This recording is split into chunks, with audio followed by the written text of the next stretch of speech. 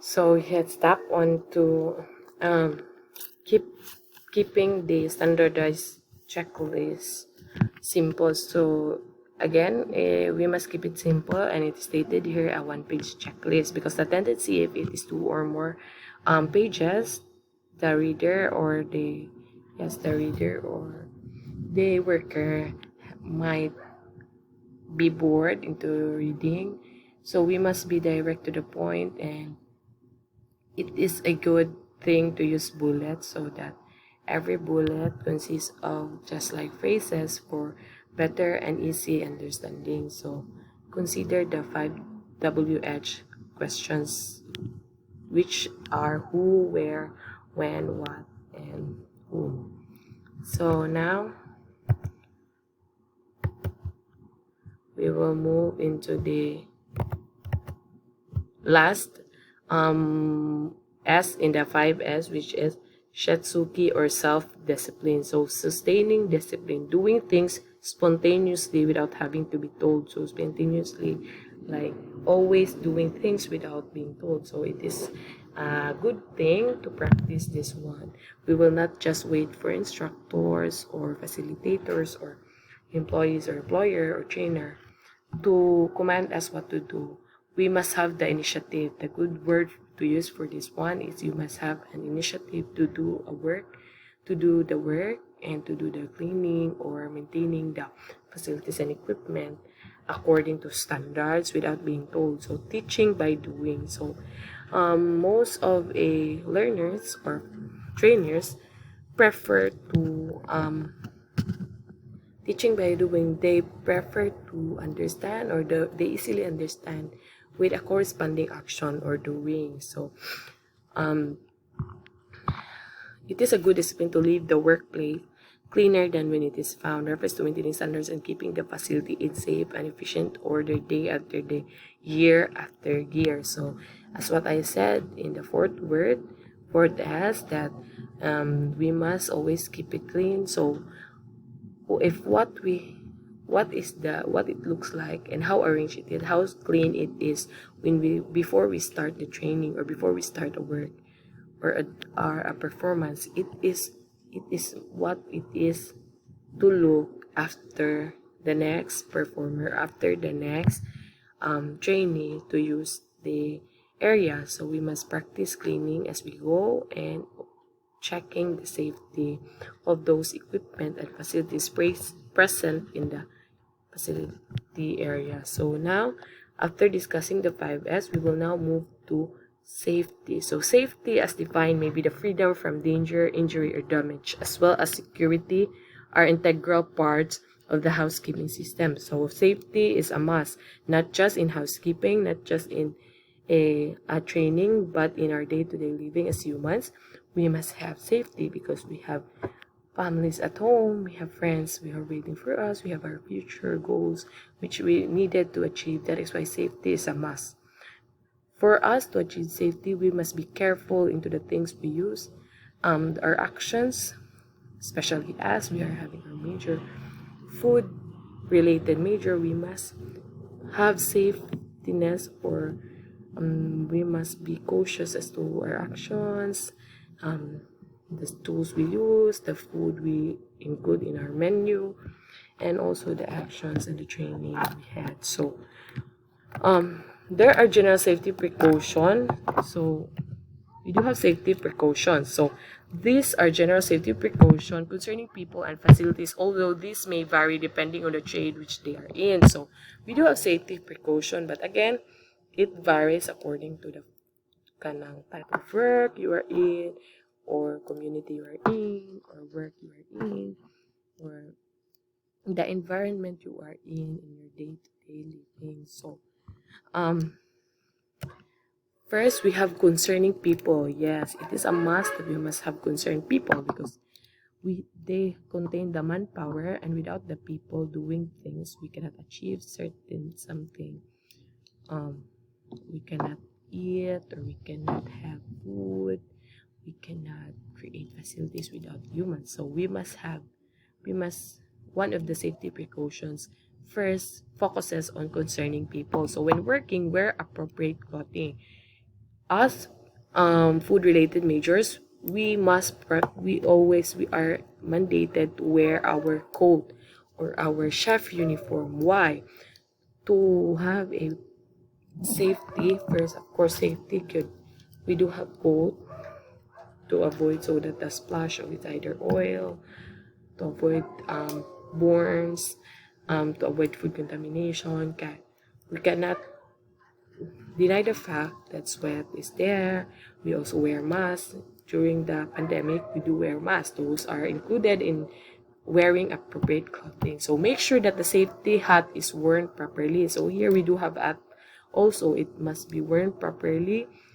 So in the those that are working in buildings or constructions, they do have safety hat that is color yellow.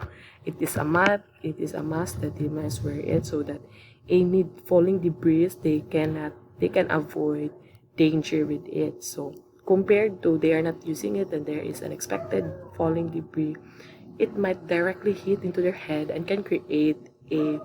um can create a wound. So do not wear gloves when operating equipment except when any part thereof is hot. So gloves to avoid maybe there are equipments that are sensitive to clothing, or let us say you are using rubber or cellophanes and the equipment is hot.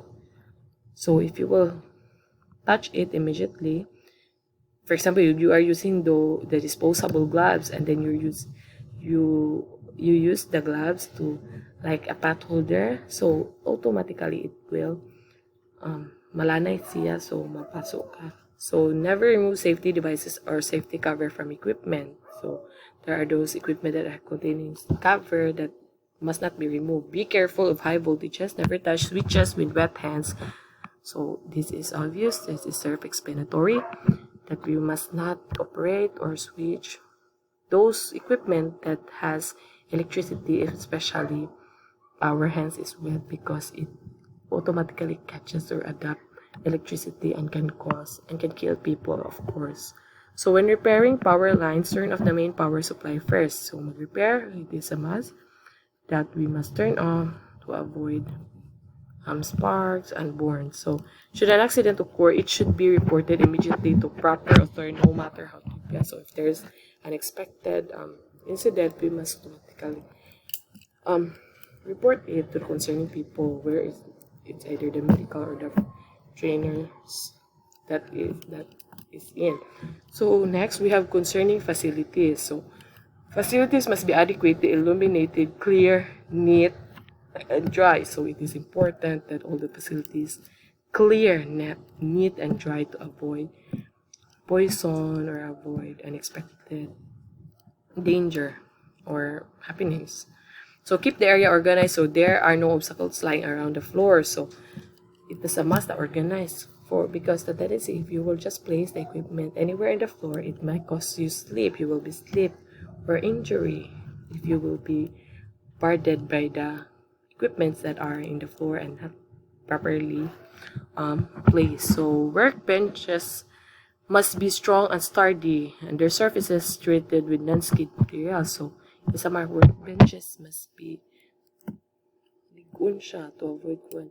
If not, if it is not strong and sturdy and it is having a skid materials, it can surely create a damage or accident, unexpected accident that can harm the people around doing the certain job. So next, we do have security policies and procedures. The word security in the general usage is synonymous with safety, but as technical term, security means that something not only is secure, but that it's been secured. Part of the Good Housekeeping program is the stress on security in the work area and of the tools and equipment. Here are some security policies and procedures that we may apply in the workplace. So, physical property. Keep your premises physically secure. Always ensure you know who in the building. So, dapat secure. You must know who are the people in it. You must be aware of the people, and because if not, we do not know in the our property there in the property there are those and people who are spying, and there's a plan of doing something bad that can harm the people. So it is a must that the the entire property is secured So next is education. Let everyone know what is expected of them. Make sure they know the value of the information they handle and are aware of the any procedure have developed to combat threats. So it is a must that education is applied. So so like for example, people you are a certain person, you are a letting him hold a very important document that must not be leaked or it is confidential. You must educate him or her that how confidential that certain record she is holding, and the tendency that might happen if she will not keep it confidential with the works, or she might told anyone. So that is why it is important to educate the people you are trusting to. So next, we have the access control. If you run a multi-user computer system, use the appropriate access control software to keep unauthorized persons away from information held on your computer system. So we cannot deny we do have those confidential papers, documents that must not, that can keep it confidential within you. So to avoid accident of viewing those confidential, you must use appropriate access control. So you will do the access control, who can access it. It's only you, or it's only your co-workers that are trusted, you are trusted. So there is an appropriate access control. When we say access control, those who can only access, who can open, who will might have the copy. That is what access control means. So next, we have clear desk. Establish a practice of clearing desks at the end of each day. So it is an important so that we can avoid a stress that to see those dirty papers on the table. It can create stress in our minds. So it's better that after work, when we go home, we do practice cleaning the desk so that in the morning or in the next day, we will be motivated. Whereas if the desk is dirty, you might, it's the start of the day, but then you will be stressed. Oh, gawa man ni like that. So it is a must practice. Next, we have distraction. If you have sensitive information which you wouldn't want to fall into the wrong hands, destroy any copies you don't need.